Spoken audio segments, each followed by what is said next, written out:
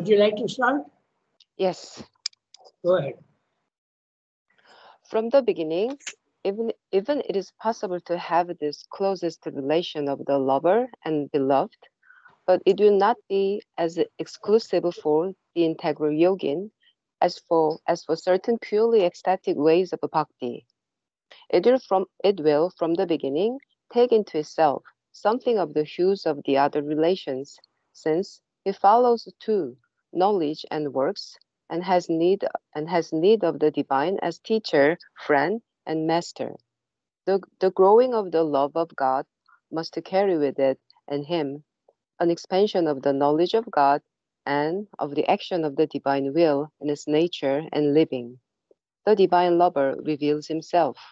He takes possession of the life, but still the essential relation will be that of love, from which all things flow. Love passionate, complete, seeking 100 ways of fulfillment, every means of mutual possession, a million facets of the joy of union. All the distinctions of the mind, all its barriers and cannot be, all the cold analysis of the reason are mocked at by this love, or they are only used as the tests and fields and gates of union. Love comes to us in many ways. It may come as an awakening to the beauty of the lover, by the sight of an ideal face, an image of him, by some mysterious hints to us of himself behind the thousand faces of things in the world, by a slow or sudden need of the heart, by a vague thirst in the soul, by the sense of someone near us drawing us or pursuing us with love, or of someone blissful and beautiful whom we must discover. So, the mystery of love. That's it. So, we'll go through each sentence and see what he says. He has been discovering the mystery of love. The divine can be a master, okay? He can be the father, he can be the mother, he can be a friend, he can be the guide, and all these things he has discussed earlier. Now he is coming, after he has described all these relationships, we also discuss the possibility of seeing the divine as your own child. I gave the example of Gopalarma and Archana, we gave the example of Surdas. I have to go into detail, and I want to do that. So I want to see also how he had the experience. So then now he's saying from the beginning, the mystery of love, how it is. We'll read each sentence and see whether it is possible to understand what he's saying. Okay, so good morning, everybody. Good morning, Seema. Good morning, Yasmin. Okay, so, I'm ready. Bonjour. Bonjour, Yasmin. Good morning, Dada. Good morning, Seema. Good morning. From the beginning, the page is 604. Okay, synthesis of yoga. From the beginning, even it is possible to have this closest relation of the lover and beloved.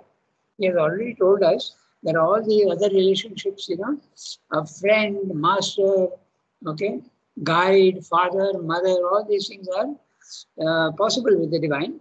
But that of a lover and beloved is the most intense, he has told us. Okay? From the beginning, even it is possible to have this closest relation of the lover and beloved. But it will not be as exclusive for the integral yogin as for certain purely ecstatic ways of bhakti. So you can experience also him as friend, guide, okay, father, and master. All these things also are possible in the integral yoga. It's not related only to lover and love. Okay, so that's what it is. But it will not be as exclusive for the integral yogin. Integral yogin, the one following Shivdas yoga, as for certain purely ecstatic ways of bhakti. It will, from the beginning, take into itself something of the hues of the other relationships. There you are. the hues, the colors, okay, the other aspects. See, slight differences of emotion when you have a father. There is a question of awe and respect. There is a question of friend, there is intimacy. Then you Lord, then you have admiration. So all these different hues are possible for the integral yoga. For the integral yoga. Okay? It will from the beginning take it to itself something of the hues of the other relationships. Just like in the other knowledge of the world and knowledge of the spiritual planes of consciousness, not to be eliminated. All types of knowledge should be available to you. Here also, all types of love and relationship with the divine can be experienced. That's what Sadhguru said. Since he follows to knowledge and works and has need of the divine as teacher, friend and master. So he has given you again, you can think of him as a teacher, as a friend and a master also, not only beloved. The growing of the love of God must carry with it in him an expansion of the knowledge of God and of the action of the divine will in his nature and living.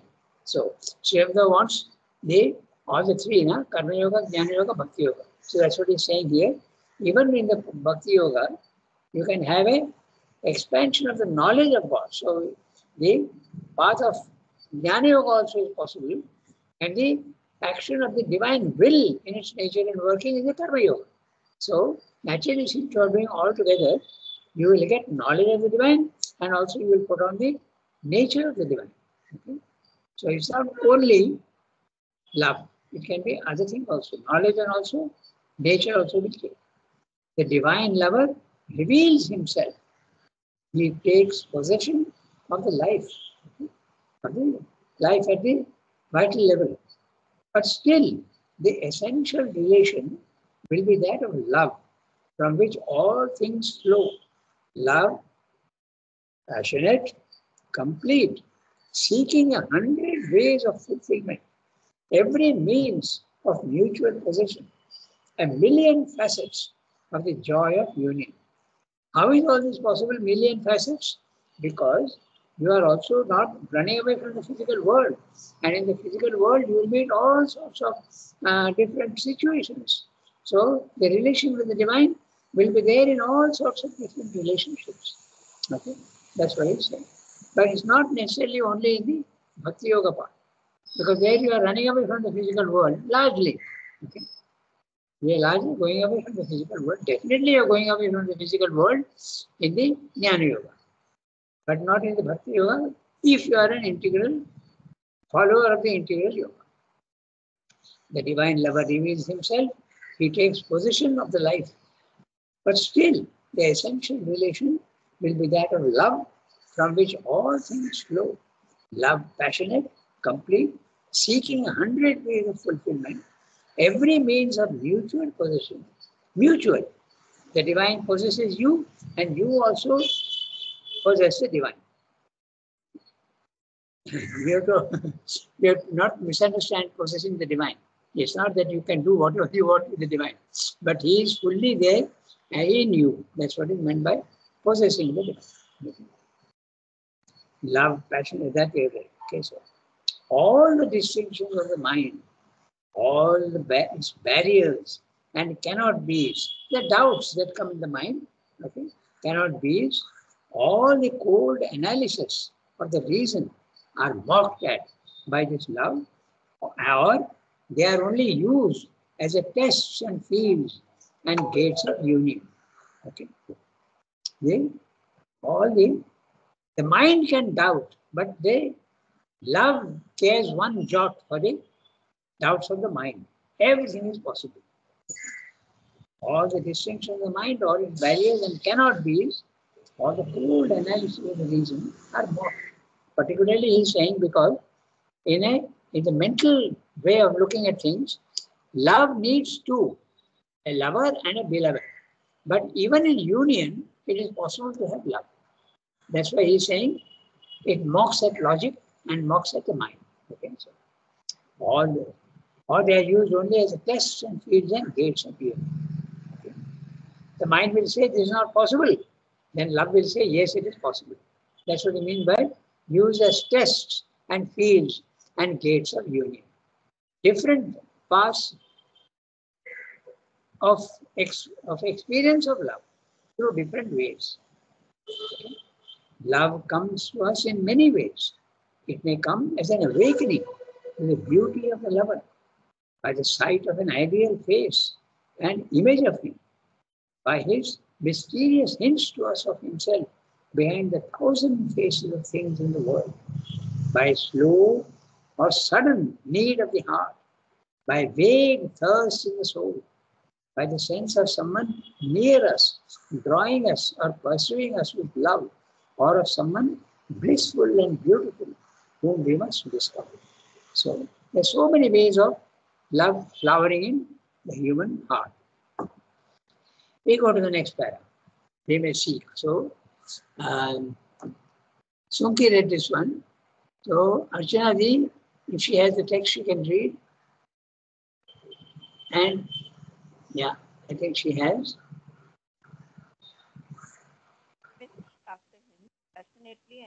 Oh, your voice is very faint, Archana Ji. Now? Your voice is very faint. Even now you can't hear Rangadhar? Okay, then we'll have. Yeah, no, I can't hear you. So we'll have to go to somebody else. Yasmin? Yes, sir. Now I can hear you. Okay. We may see, is it Yeah, clear now? go ahead. Yeah, now I can hear you. We may seek after him passionately and pursue the unseen beloved, but also the lover whom we think not of, may pursue us, may come upon us in the midst of the world and seize on us for his own, whether at first we will or no. Even he may come to us at first as an enemy, with the wrath of love, and our earliest relation with him may be those of battle and struggle.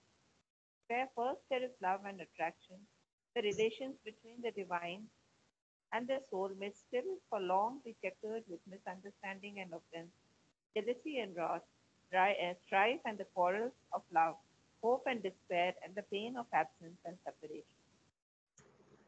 We throw up all the passions of the heart against him, till they are purified into a sole ecstasy of bliss and wonder. But that too is monotony. It is not possible for the tongue of human speech to tell all the utter unity and all the eternal variety of the Ananda of divine heart.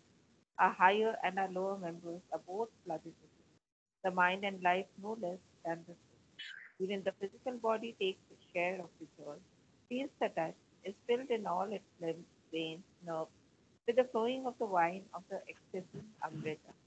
Love and Ananda are the last word of being, the secret of secrets, the mystery of mystery. Love. Okay, so actually, even human love, it is such a powerful force. Even when you fall in love, okay, your whole life changes. You are constantly thinking of only that one person. Okay, it is something that is difficult to even explain how it can have such a tremendous force. A non-physical thing can have such an attraction, more powerful than any magnet. Okay. So he is giving you many interesting things here. We'll have a look at what he said. We may seek after him passionately and pursue the unseen beloved. Okay? But in the beginning, okay? But also the lover whom we think not of may pursue us. There you are. Okay? It reminds you of the poem of Francis Thompson, The Hound of Heaven. Okay? And the poet says in that poem, he says that I went on avoiding him, but he would not avoid me. Like a hound of heaven, he went on pursuing me until he had me absolutely under his control. Okay? So, this is what Swami is saying. But also the lover whom we think not of, we are not even thinking of him, but he may pursue us, okay? May come upon us in the midst of the world, okay? And seize on us for his own, whether at first we will or no. Even if you don't want him, he will come to you. Okay. The best example is that Francis Thompson's poem, The Hound of Heaven. Okay. So, Even he may come to us at first as an enemy with the wrath of love, and our earliest relations with him may be those of battle and struggle. So, this is interesting also. There are many examples. Two examples stand out. Okay. Oh, yeah, I have already, The Hound of Heaven poem by Francis Thompson, I have marked it. Okay.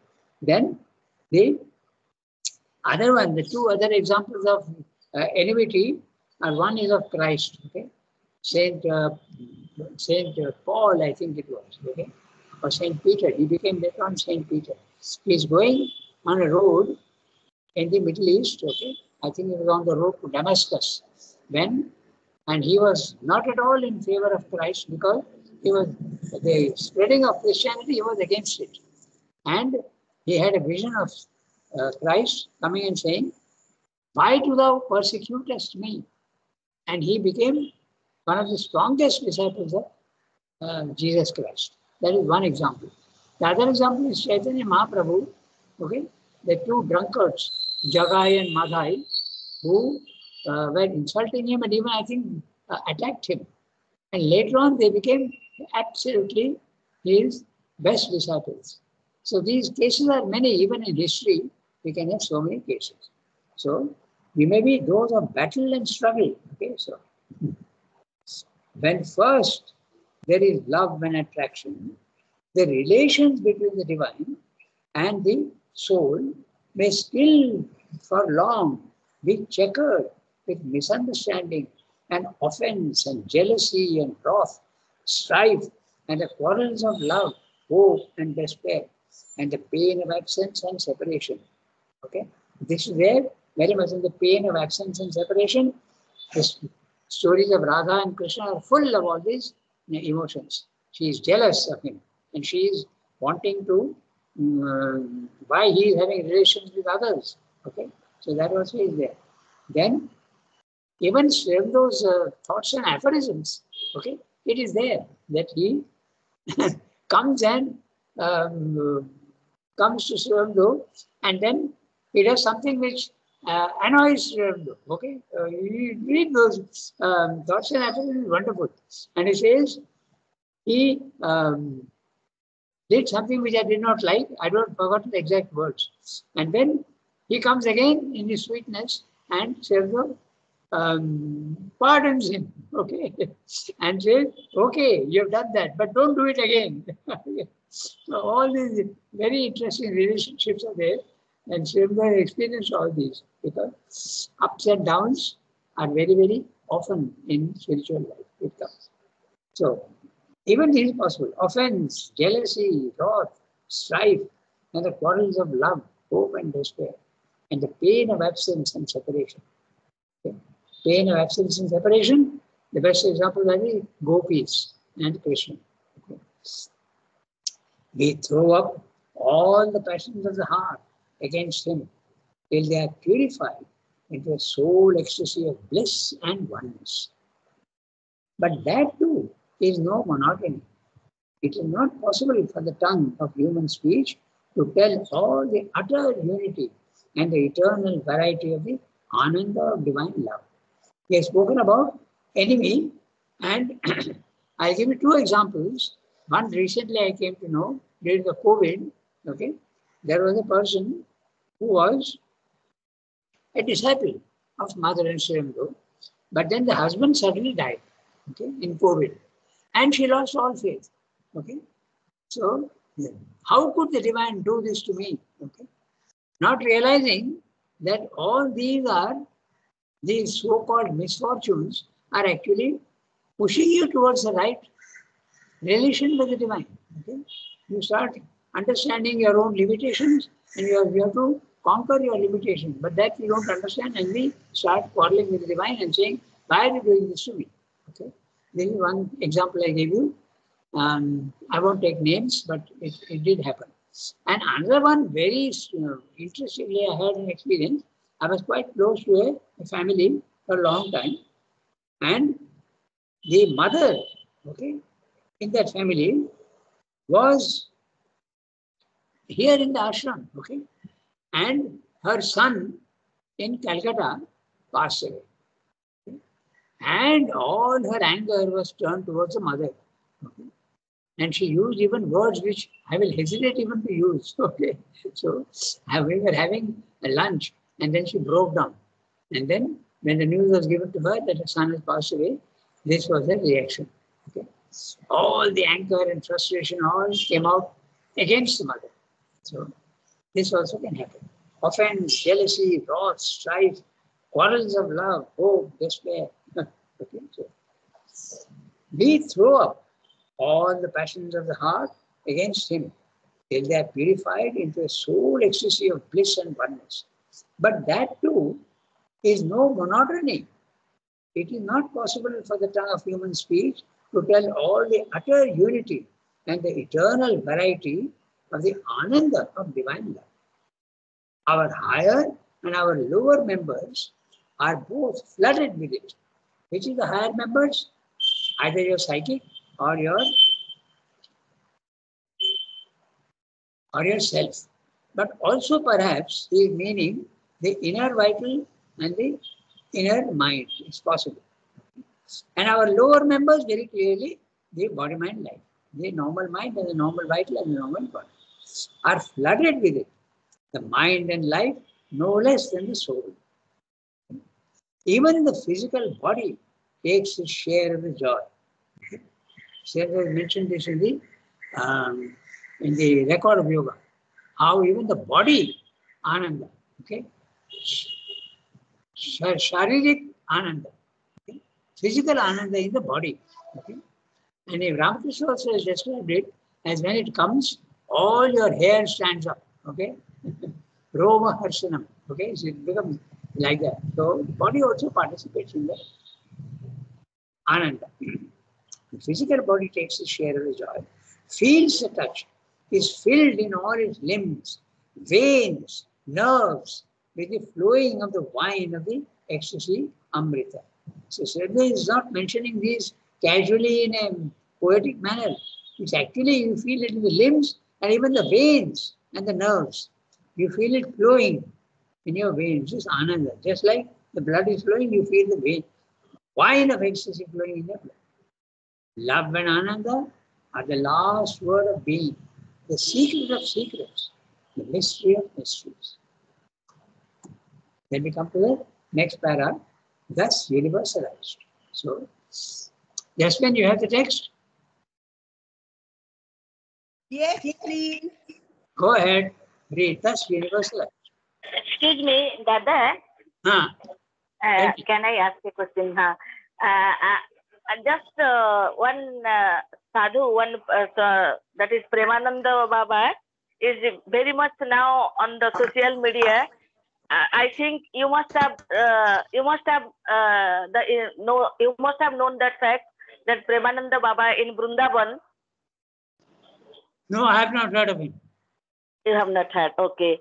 So I was just asking that whether this type of bhakti, what we have already read, that too is no monotony. It is not possible for the tongue of human speech to tell all the utter unity and all the eternal variety of the ananda of divine love, and our higher and our vital members are both flooded with it, and etc. etc.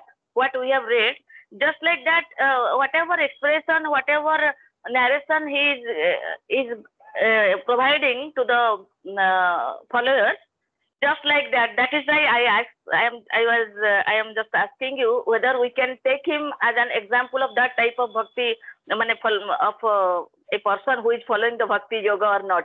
That I am asking you. I don't know about him at all, so I can't say. Okay. Even if I know him, it's very difficult to. Okay. Jasmine, go ahead. Thus universalized. Thus universalized, personalized, raised to its intensities, made all occupying, all embracing, all fulfilling, the way of love and delight gives the supreme liberation. Its highest crest is a supracosmic union. But for love, complete union is mukti. Liberation has to it no other sense, and it includes all kinds of mukti together. nor are they in the end, as some would have it, merely successive to each other and therefore mutually exclusive. We have the absolute union of the divine with the human spirit, Sayujya. In that reveals itself as a content of all that depends here upon differences. But there, the difference is only a form of oneness. Ananda too of nearness and contact and mutual presence. Samipya, Salokya, Ananda of mutual reflection. The thing that we call likeness, Sadriya, and other wonderful things, Yeah. too, for which language has yet no name. There is nothing which is beyond the reach of the God lover or denied to him, for he is the favorite of the divine lover and the self of the beloved. So this is the last paragraph of the chapter as well as a section. After that, he comes to the fourth section, which is his yoga of self-perfection. So we'll just go through this. This thus universalized and personalized. Look at that. Okay. Normally, when you're personalized, you don't have a universal consciousness. And if you are universalized, the ego disappears and even the individual becomes very, very faint. But in this case, both is possible. Universalized and still you are conscious of your own personality. Okay? Raised to its intensities, made all occupying, all embracing, all fulfilling. Why? Because opposites are combined. Universal consciousness and the personal consciousness are combined. So therefore the opposites are combined. So all occupying, all embracing, all fulfilling. The way of delight gives a supreme liberation. Now he is listing you all the different types of liberations. Its highest crest is a supracosmic union. Supracosmic. Not cosmic union, which is the cosmic consciousness, but even supracosmic. Okay, the third level. But for love, complete union is mukti. Liberation has to it no other sense. So for the path of love. Normally for the path of love, the end of the thing is the relation with the divine. But here it is complete mukti. Okay? And what mukti he is going to tell you. It includes all kinds of mukti together, nor are they in the end, as some would have it, merely successive to each other and therefore mutually exclusive. So, even if you are following the integral path, in the beginning you may have a Sayujya Mukti. Then later on you may have a Samipya Mukti. Then you may have a Salokya or Sadrishya Mukti. So, mutually, one by one, exclusively. But in love, all come together. That's what he's saying. Okay? But for love, complete union is mukti. Liberation has to it no other sense. And it includes all kinds of mukti together. Nor are they in the end, as some would have it, merely successive to each other and therefore mutually exclusive. We have the absolute union of the divine with the human spirit. Sayujya. This is normally the path of the Jnana Yoga. Okay? Complete union with the divine. In that reveals itself a content of all that depends here upon difference. Okay?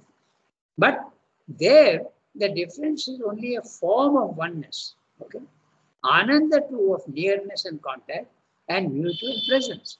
Samipya and Salokya. Samipya is intimacy with the divine, nearness to the divine, emotional nearness. Samipa is the Sanskrit word for near. So, Samipya Mukti and Salokya Mukti. You live in the same world as the divine. Okay? Ananda of mutual reflection. The things that we call likeness, Sadrishya. Sadrishya Mukti is normally the path of, the end of the path of Karma Yoga. So you put on the nature of the divine, Sadrishya Mukti. And other wonderful things too, for which language has as yet no name. There is nothing which is beyond the reach of the God lover or denied to him. For he is the favorite of the divine lover and the self of the beloved. So that completes the yoga of divine love. Now we come to the fourth section. If you remember, there is first of all, there is the conditions of the synthesis and introduction. Then he comes to Karma Yoga. Then he goes on to Jnana Yoga. Now we have finished the Bhakti Yoga. Now he comes to his own yoga, the yoga of self-perfection. This is the fourth part. So that completes the synthesis. So this is the last section of the synthesis of yoga. So we have got time. We have got 9 minutes, so we can start reading. Okay. Kiran can read. Can I ask a question? Yeah, go ahead. You know, I was listening to Sadhguru talking about the cause of allergy in children. And he said that milk should not be given to children only till the age of 2.5 or 3 years. Mother's milk is to be given to the children. But after that, you should not have cow's milk or buffalo's milk, because there is a mixture in that milk from 1,000 or 1,000,000 cows which you are drinking, and it's not good. Now, in the ashram, the Divine Mother herself has given milk to us. Absolutely. So isn't this contradictory? No, it is not contradictory. These are all human emotions, human ideas, fixed ideas. There are many people who say that cow's milk is meant for the calf, not for humans. But that's not absolutely true at all. Because then that way, then why should the milk be much more than what the calf needs? So these are all ideas which don't tally at all. By the way, mother was not herself, milk didn't agree with her. And yet she managed to make a quota of 3/4 of a liter, okay? 750 ml for every sadhak, 250 ml for each sadhak, 3 meals a day, okay? Either that or curds. So these are all ideas which don't tally at all. I know there is somebody who says that milk should not be taken, okay? But these are all ideas which have, there is maybe some 1% of truth in them, but all these ideas are very, very limited ideas. And you can always remember in the dualities, both the plus and the negative, both are valid in the physical world. So if you see it that way, all these ideas make no difference. There are many people who get influenced by these ideas, but if you are not influenced by the ideas, you can merrily go on taking. And even if you have full faith in the divine, even poison will have no effect on you. Just like in the case of Meera. Okay? Poison was given to her, but nothing happened. So these are all things which have very limited. There may be a truth in it. There may be a truth. But the truth is very, very small. So one can ignore it in practical terms. That's what I feel. I know I had a discussion once with somebody who was saying the milk should not be taken. Milk, nature has given the cow milk for her calf, not for human beings. This was the argument. So, And even about sugar, everybody says, oh, sugar is processed, you should never take sugar, you must take jaggery and things like that. But the dining hall also gives us sugar. Exactly. So, and mother used to use sugar when she made that pudding or something. Yes. Again, the same thing. There may be a truth in it, and the truth is there. In that, the truth is there in everything. Okay? That's the whole thing. The beauty of duality is in the physical world. Both the things are valid in the physical world. So there and I think mother went and even inaugurated the New Horizon sugar mill. Absolutely. Which belonged to Lalji Bhai. Otherwise, she would tell Lalji Bhai, don't have this mill. Exactly. You are absolutely right. So it's a very, very relative thing. Okay? Just 1 minute. I'm getting it.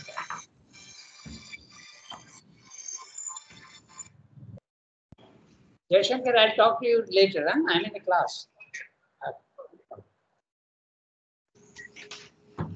So, as I said, all these have got only, they are all valid only in very limited quantity. For instance, take the case of the Jains. Okay? They say that you should have no attachment at all. Fine, absolutely correct. But they go to such an extent that they even get rid of clothes and go about naked. Okay? Now that's not necessary at all. So everything has got a truth, and if you take it to its extreme limit, it becomes something wrong because it becomes very rigid. So the moment it becomes rigid, then it becomes falsehood. So everything you have to take in your stride. Okay, so all these ideas, what you said is absolutely sugar. Okay, why would mother go and open a sugar mill if it was poison? It is like mother going and opening a factory for poison. So that doesn't work like that. It's not like that. Okay? And in fact, sugar is given in the dining hall. We don't get jaggery in dining hall, but we get sugar. The argument that I keep making, yeah, tell me. So that means all that what Sadhguru is talking is not true at all. I can't say it is not true at all. There is an element of truth in it, but it is exaggerated. It is exaggerated. All Yeah, this, because somebody will listen that milk is producing allergy in children. So after the age of 2.5 or 3, once that mother's milk is over, the child can never touch milk. No, it will affect people's life. No, you are spreading falsehood. yeah. If you are weak-minded, then you will be affected. But if you are not weak-minded and you are not easily influenced by these ideas, people are getting influenced by the ideas all the time. That's something natural. Why only milk? Ideas, all sorts of limited ideas are coming and you do get affected. Okay? But you have to resist these things. You must be self-dependent and not dependent on other people's ideas. No, but then how does one learn how to distinguish what is the right thing to do? Because someone you feel who is higher than you is telling you this, so it has to be true. That is higher and lower is relative, na?